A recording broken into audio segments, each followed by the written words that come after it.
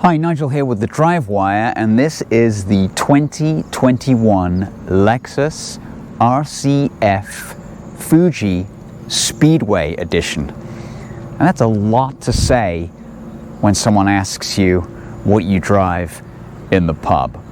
This one's pretty rare. There's only 60 examples for the US market. You pay a bit of a premium for that. This one is $102,000. And you get a fancy watch included in that price. This one's very similar to the one that came out in 2019, the Track Edition. This one's named after the Fuji Speedway racetrack, obviously in Japan. It has the same carbon ceramic brakes, front and rear, and calipers with a lot of pistons. This car needs some pretty decent stopping power. It has a titanium exhaust, which is louder and also lighter. I'll show you how loud it is in a second. The other thing was the original RCF was a little bit portly, carrying a lot of weight, certainly versus something like an M3, which it's trying to challenge. So this one has undergone some extensive weight loss, which includes a carbon fiber hood, carbon fiber roof, a carbon fiber rear spoiler, and a carbon fiber rear partition on the rear seats. It also got little bits of carbon fiber along here and a front splitter made with carbon fiber. These rims are standard 19-inch wearing 255/35s. They're Michelin Pilot 4S's. It would have been nice to see them use the Cup 2s.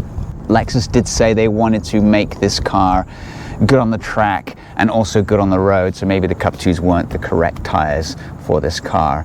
These wheels have also been lightened as well to help shed a total of about 175 pounds from the weight of the original RCF, which is great, makes it go faster. It's a good looking car too. It's got the traditional Lexus grille, real vents here. It's got these LED swooping, cool looking headlights, and then this sort of shimmering haze you get off this carbon fiber hood. It looks pretty good. So this is the quite large rear wing, helps create downforce, keep the back tires on the road. It's obviously rear wheel drive only. You can see these subtle F right here in the side of that. So if you want any other color other than this gray or Arctic white, you're out of luck. The Arctic white is a first for Lexus. It's a paint, it's a semi-matte finish that Lexus say you can take through a car wash. I'd be somewhat worried, but I think I'd prefer this one anyway. It's a bit more sort of stealthy from that perspective. Under the hood, Lexus sticks with its tried and trusted 5-liter V8. No turbos, no superchargers here. This one produces 472 horsepower, 395 foot-pounds through an 8-speed ASIN transmission. It's a great engine. It's one of my favorite engines. I'm looking forward to it going into the new IS 500. So if you think of carrying some stuff around, it does have a sort of decent trunk, decent amount of space. Moving inside, you can have any color you want as long as it's red. These very red seats are covered in this nice grippy Alcantara fabric. A couple of things that you will miss due to weight saving. There is no heating and there is no cooling, so that gets rid of some electric motors there. There's also no seat memory. That gets rid of some other components that save weight. They've done lots of different things to keep the weight down on this car, so if you want heated and cooled seats, get the regular RCF.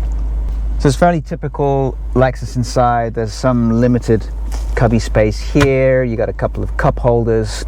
The infamous trackpad, which I'm not even going to go into. And of course at the business end, you got a really nice feeling steering wheel. And of course you get the infotainment screen, which is not touchscreen yet. Hopefully they'll bring it forward at some point. It's way too far away to reach. Just like the regular car, you get this controller here from Eco to Normal, Sport, and Sport Plus. As you make changes, you'll see on the dash that it changes when you go to Sport S, and then Sport Plus. Sport Plus shows your fuel economy, which is really needed because I'm averaging 12.5 miles to the gallon. As is very typical with Lexus, they give you a CD player. Imagine that. Space in the back is severely limited. As you can see, I'm not sure even a real human could get back there. I'm not quite sure why they didn't simply remove these seats to save weight, because you're not really going to get a passenger in there very well. I'm in the back. I'm quite small, luckily. The other thing is there's very limited headroom. But you do get a couple of speakers, so at least you can listen to some music while you're in somewhat agony. Now, armrest for you to lean your arm on, and then there's this strange sort of hard plastic thing to put your phone on. So yeah, not exactly a place where you'd want to spend any time at all. That would be the seat in front of me. Okay, so the biggest question here is, how does the car drive? I don't have access to a track here in San Diego, but we can give it a pretty good run. I've driven it a couple of times. It does feel more planted than the standard car. The suspension feels a little firmer. Lexus has replaced the rear active diff with a torsion unit. It's supposed to be better for handling, particularly on a track. Steering is good. Turns in really well. Just a good overall feel on the steering. Very accurate.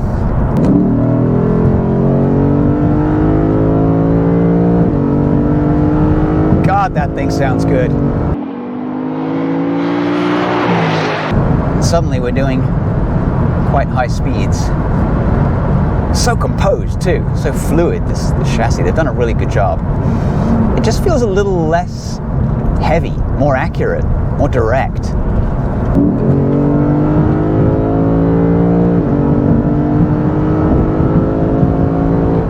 Now you bury your foot in the carpet and this thing just, it goes.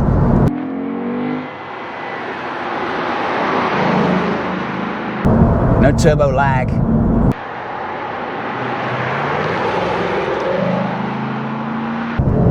The fact that it revs to 7,000 RPM is fantastic.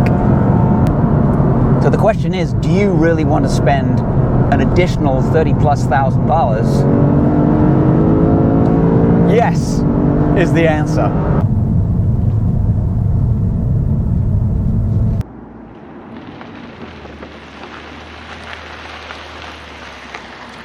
All right, let's see what this one sounds like.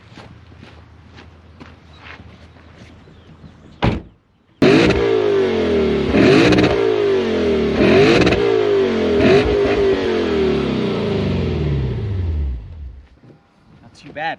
Revs all the way, no soft limiters here. Man, this thing is good. In the turns, I mean, it's not super nimble, but oh my God, the feel on the steering, the throttle response, everything together, such a fun car. It's very, very good, Lexus. Well done. You started out with a pretty heavy car that was bits of an ES, bits of an IS, bits of a few other cars. Bit of a mutt, really. And you guys have honed this thing brilliantly well. All right, so pretty good test drive. Awesome car. Absolutely love it. Thanks for watching. Please subscribe, like, make some comments, and we'll see you next time. Thanks.